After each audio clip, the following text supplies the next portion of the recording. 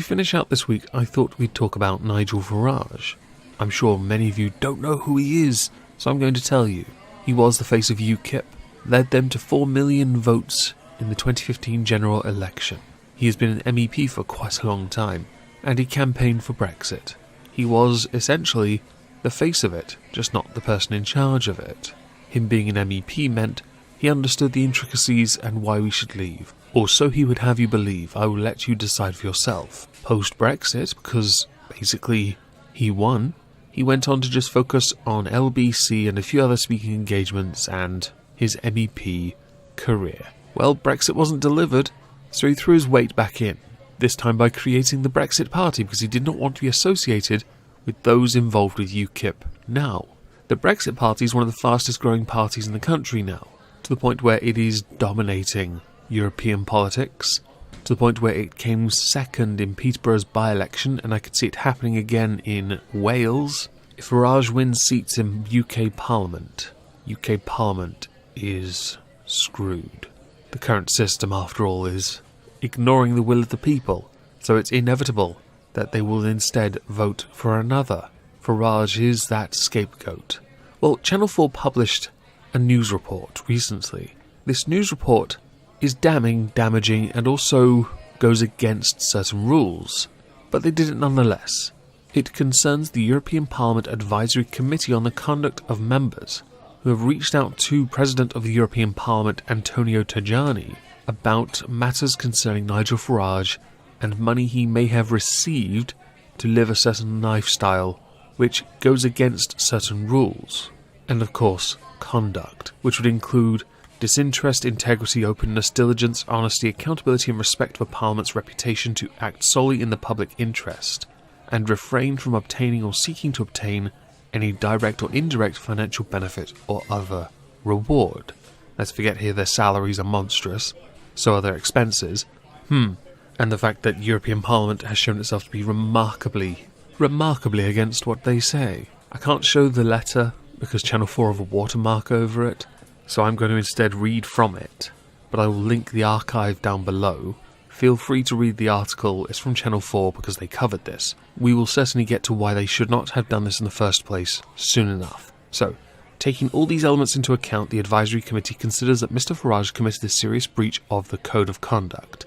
The Advisory Committee is particularly concerned that the actions of Mr. Farage could cause damage to the integrity and reputation of the European Parliament, and would therefore suggest that the seriousness of Mr. Farage's conduct would merit the highest penalty foreseen by the Parliament's Rules of Procedure, pursuant to Rule 8 of the Code of Conduct. In addition, considering the re-election of Mr. Farage for the 9th parliamentary term, the Advisory Committee recommends to the President a number of follow-up actions. Refer the matter to the European Anti-Fraud Office, OLAF, for investigation. Liaise and coordinate and cooperate with the UK national investigatory authorities, including the NCA National Crime Agency, the Electoral Commission and the Metropolitan Police, unbiased, in order for the full facts to be established. In conclusion, the Advisory Committee strongly believes that the circumstances of this case merit extensive further investigation with continuous EU-level supervision and cross-member state collaboration, including third countries when necessary. It's interesting because you make all these claims in your article and your letter that he's done all these bad things, but you try and play neutral at the same time, which is quite interesting to me, because I don't believe you're neutral for a second. I believe this is an actual attack. However, it should be noted that Farage apparently had been receiving money up to about £450,000 from a Brexit donor called Aaron Banks, or his companies. Aaron Banks is currently under investigation by the NCA, or the National Crime Agency, over the source of the funding for the Brexit campaign, where he since denies any wrongdoing.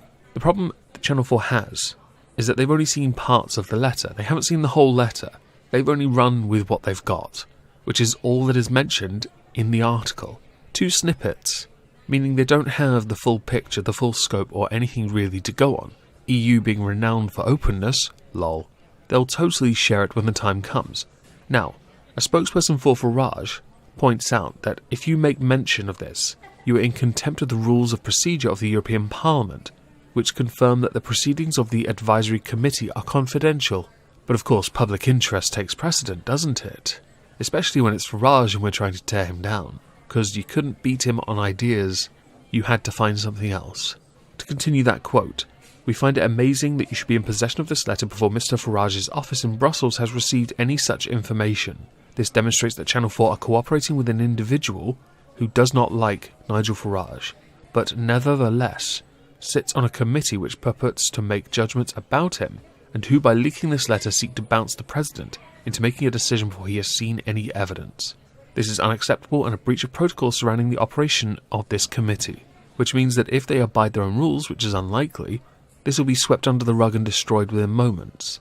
The letter, the parts that we saw, indicate an incredible bias against him by immediately jumping to the conclusion that he must have the toughest sanctions placed against him, all the while also recommending liaising, investigating, and obtaining all facts. If you're going to destroy Nigel Farage, please do us all a favour and do it properly. Don't destroy investigations before they've had a chance to be concluded, because now you've put this out there, it's going to crumble like a cookie. It's just embarrassing. Anyway, I thought I'd let you know this. Later on, streaming with Trups on this channel, 9:30 PM GMT. Thought I'd share that. Also, this avatar will be gone. Next week will be a new one. I'm using fan art. I've got quite a lot of it, and I'd very much like to share as much of it with you as possible. So look forward to that, because the next one's a doozy.